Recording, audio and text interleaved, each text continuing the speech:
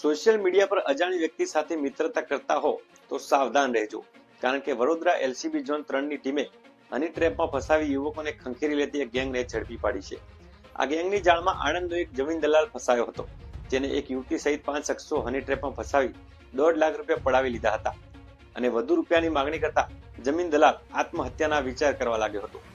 વડોદરા પોલીસે ઝડપી પાડેલી આ ગેંગમાં એક યુવતી સહિત 5 લોકો છે, જેઓ ભૂતકાળમાં પણ હની ટ્રેપના કેસોમાં સંડોવાઈ ચૂક્યા છે અને આ ગુનો આચર્યા બાદ પણ નવા શિકારની શોધમાં હતા. ટૂંકમાં કહીએ તો આ ટોળકીએ હની ટ્રેપને જ પોતાનો ધંધો બનાવી નાખ્યો હતો.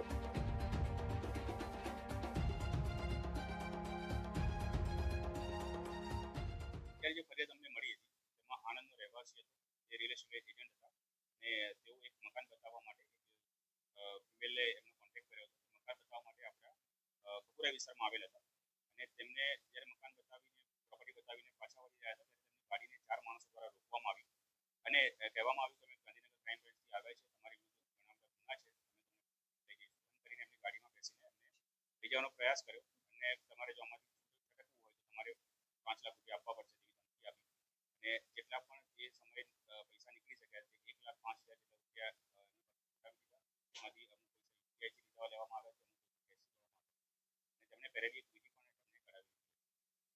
આ ઘટનાના 2-3 દિવસ પછી પોલીસ સ્ટેશનમાં કોન્ટેક્ટ કરવામાં આવ્યો અને પોલીસ સ્ટેશનના માણસો દ્વારા અમારી એલસીબી દ્વારા સતત પ્રયાસ કરવામાં આવ્યા, સીસીટીવી ચેક કરવામાં આવ્યા, હ્યુમન ઇન્ટેલિજન્સ કરીને તમામ આરોપીની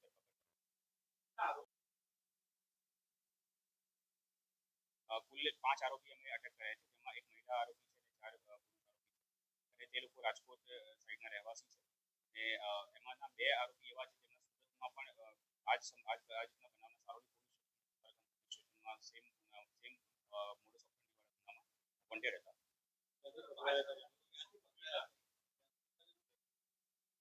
તમામ એ લોકોનું બસ આ રીતની છૂટક મજૂરી જેવું કરે છે અને આવી રીતે કોઈ પણને ફસાવીને આ રીતના કામ કરતા હોય છે અને તેમને અલગ અલગ જગ્યાએથી પકડવામાં આવ્યા છે. જે 5 આરોપી પકડાયા છે એમાંથી એક છે કલ્પેશ અગ્રાવત, બીજા ભાઈ છે અજય અગ્રાવત, બીજા વિનોદભાઈ, ચોથા માયાભાઈ કરીને છે. માયાભાઈ છે એમનો સુરતમાં પણ બે ગુનામાં વોન્ટેડ હતા.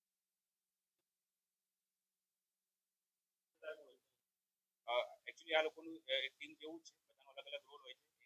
એક વ્યક્તિ જે ફેસબુક આઈડી બનાવે છે, જેમાં વાત કરે છે.